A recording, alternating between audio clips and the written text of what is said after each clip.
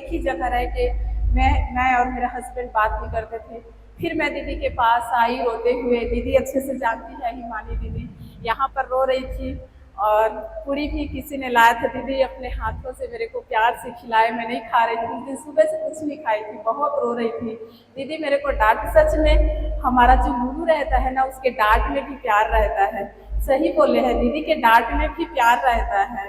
और उसने डांट के मेरे को चाय और रोटी खिलाए, मैं हंसी से खाई उस दिन।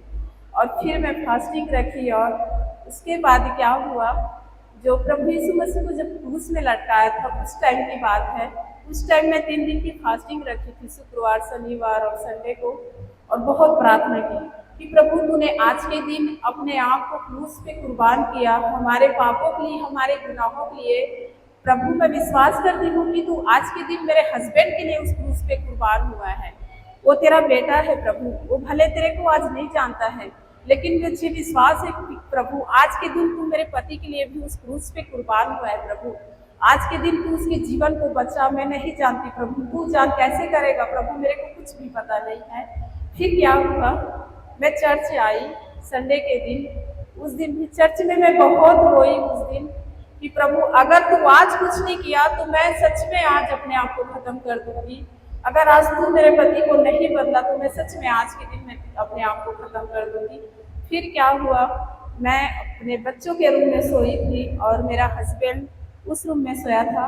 उसको अचानक परमेश्वर आवाज दिया और दर्शन दिया, उसको रात में सोने नहीं दिया प्रभु यीशु मसीह। डायरेक्ट उसको यही बोला कि तू मेरी बेटी को क्यों सता रही है, वो मेरी बेटी है, तू क्यों सता रही है, और तू उसको सताना बंद कर दे और तू मुझ पर विश्वास कर, जो तू बोलेगा मैं वही तेरे जीवन में करूँगा। वो डर के बैठ गया मेरा हस्बैंड कि कौन मेरे को ऐसी आवाज दे रहा है, कौन बोल रहा है मेरे को। फिर वो सोया और फिर वही आवाज उसके कान में आया, फिर वो डर गया। फिर तीसरा बार वही आवाज उसके कान में आ गई, तू मेरी बेटी को क्यों सता रही है, क्यों सता रहा है, वो मेरी बेटी है।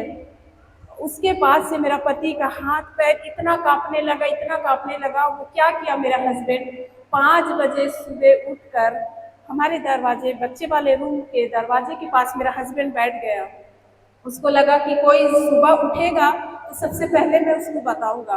तो सबसे पहले मैं उठी, 6 बजे उठी। मेरा हस्बैंड वहाँ पर दरवाजे के पास बैठा हुआ था और काँप रहा था डर की वजह से और रो भी रहा था। लेकिन मैं उठी, दरवाजा खोली, मेरे हस्बैंड आया और मेरे हाथ को पकड़ा वहीं पर। मैं मेरे हस्बैंड से गुस्सा नहीं थी, मैं उसको प्यार से बोली क्या हुआ जी, क्यों रो रहे हो ऐसे करके। वो कुछ बोल नहीं पा रहा था, बस रोए जा रहा था, रोए जा रहा था। और मेरे हाथ को, दोनों हाथ को जोर से पकड़ लिया और वो रोया मेरे सामने, बहुत रोया। और वो बोल नहीं पा रहा था, काँप रहा था, बहुत ज़्यादा काँप भी रहा था और रो भी रहा था। फिर मैं पूछी क्या हुआ, आप क्यों रो रहे हो, बताओ मेरे को करके। उसने बोला मैं मान गई तेरे यीशु मसीह जिंदा है और वो सुनता है ऐसे करके। रात भर मेरे को तेरे यीशु मसीह सोने नहीं दिया। बार बार उसका आवाज मेरे कान में आ रहा था कि तू मेरी बेटी को क्यों सता रहा है, तू मेरी बेटी को क्यों सता रहा है, वो मेरी प्रिय बेटी है, तू उसके ऊपर गलत सलत इल्जाम क्यों लगा रहे हैं, तू मुझ पर पहले विश्वास करके तो देख, तेरा जो भी है चीजें, तेरी जो भी घटी कमी है उसको मैं पूरा करूंगा।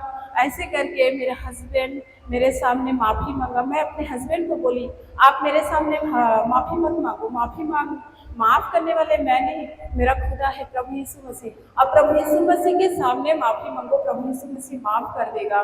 और एक और बात मेरे हस्बैंड को प्रभु यीशु मसीह बोला कि जितने वचन तूने अपने हाथ से निकाल के फेंका है, जो मेरे वचन तूने जहाँ जहाँ लगा तो सारे वचन को जो तूने निकाल के फेंका है, वो सारे वचन को जिस जिस जगह से तूने निकाला है उसी उसी जगह में उस वचन को तू लगा। मेरा हस्बैंड अगले दिन भी वो सारे वचन को साफ कपड़े में पोंछा और जहाँ जहाँ से निकाला था वो सारा वचन को वही वही लगाया। सच में मैं प्रभु का धन्यवाद करती हूँ, मेरे हस्बैंड के जीवन में परमेश्वर ने अद्भुत काम किया। मेरा विश्वास था, आज बहुत सारे यहाँ पर बहनें हैं, कई बार अपने हस्बैंड की वजह से दुखी हो जाते हैं। हम प्रभु के सामने बोलते हैं कि प्रभु इतना दिन हो गए हमारे जीवन में, क्यों हमारा पति नहीं बदल रहा है। अगर सच में आपका विश्वास मजबूत है परमेश्वर के सामने, और अगर आप शिकायत के साथ नहीं जाओगे प्रभु के सामने, धैर्य के साथ, विश्वास के साथ और नम्रता के साथ प्रभु के सामने जाओगे, तो आज जो मेरे पति के जीवन में जो प्रभु ने कार्य किया और मेरे पति के जीवन को बदला, वैसी आप सभी के पति के भी जीवन में परमेश्वर काम करेगा, मैं विश्वास करती हूँ। और आपको भी ऐसी ही मजबूत और विश्वास और अटल आपके जीवन में भी रहना चाहिए जैसे मेरा था। और मैं उस खुदा का धन्यवाद करती हूँ। उसके बाद जस्ट 1 महीने के बाद मेरा हस्बैंड प्रभु को ग्रहण किया, बपतिस्मा लिए। हम पूरा फैमिली एक साथ बपतिस्मा लिए। ये प्रभु का अनुग्रह है मेरे प्रियो। और गवाही तो मेरे जीवन में बहुत सारे हैं। मैं प्रभु का धन्यवाद करती हूँ कि फर्स्ट बार मैं ऐसे बोल पा रही हूँ कि प्रभु का अनुग्रह है। जैसे उर्मिला दीदी बोले कि हमारे मुख में क्या दिया है, सामर्थ्य दिया है। मेरे पास कभी भी मैंने 10,000 का, 12,000, 15,000 का मोबाइल के सिवा उससे ज़्यादा महंगा मोबाइल मैंने कभी नहीं खरीदी थी। तो अभी क्या हुआ, अभी 1 महीने की पहले की बात है। मेरा फ़ोन हैंग हो रहा था, ख़राब हो रहा था मेरा फ़ोन। तो प्रभु मैं बोली तूने हमारे जुबान में सामर्थ्य दिया है प्रभु, हम जो बोलते हैं वो होता है प्रभु। नीति वचन 18:21 में बोला है ना कि मृत्यु और जीवन तुम्हारे मुख में है, अगर तुम उसे काम में लाना चाहोगे तो वो पूरा होगा तुम्हारे। अगर हमारे जीवन में अच्छी चीज़ों को हम बोलेंगे तो हमारे जीवन में अच्छी चीज़ें होंगे, और बुरी चीज़ें हम बोलेंगे तो वही होगा हमारे जीवन, क्योंकि हमारे जुबान को परमेश्वर ने अभिषेक किया है। और वही चीज़ मैं बोलती थी कि प्रभु जब भी मैं फोन लूँगी महंगा लूँगी, प्रभु जब भी मैं फोन लूँगी महंगा लूँगी। हमेशा एक ही बढ़ रहता था कि मैं महंगा लूँगी महंगा लूँगी। और मैं अभी 1 महीना पिछली वाली बात है कि मैं मोबाइल शॉप गई, मैं वहाँ मैं घर से सोच के गई थी कि 20,000 तक का लूँगी वहाँ पर फ़ोन। लेकिन वहाँ गई, सब चीज़ हुआ और मोबाइल शॉप वाले मेरे को फ़ोन दिखाए। मैं पहले उसको बोली कि मेरे को 20,000 तक का चाहिए भैया, तो 20,000 तक का दिखाया, 30 का दिखाया। उसके बाद लास्ट में वो भैया मेरे को 40,000 का दिखाया। और मैं वहाँ पर 1 रुपया लेके नहीं गई थी कुछ पैसा लेके नहीं गई थी, सिर्फ हम लोग आधार कार्ड वगैरह लेकर गए थे, मैं और मेरा हस्बैंड, और 1 रुपया लेकर नहीं गई थी वहाँ पर प्रभु मेरे दिल कान में आवाज रही कि तू 40,000 का ले, 40,000 का ले, 40,000 का। और मैं एक कान में बोली प्रभु मेरे पास 1 रुपया नहीं है और मेरा पति का छोटा सा दुकान है, मैं 40,000 का कैसे फोन लूँगी।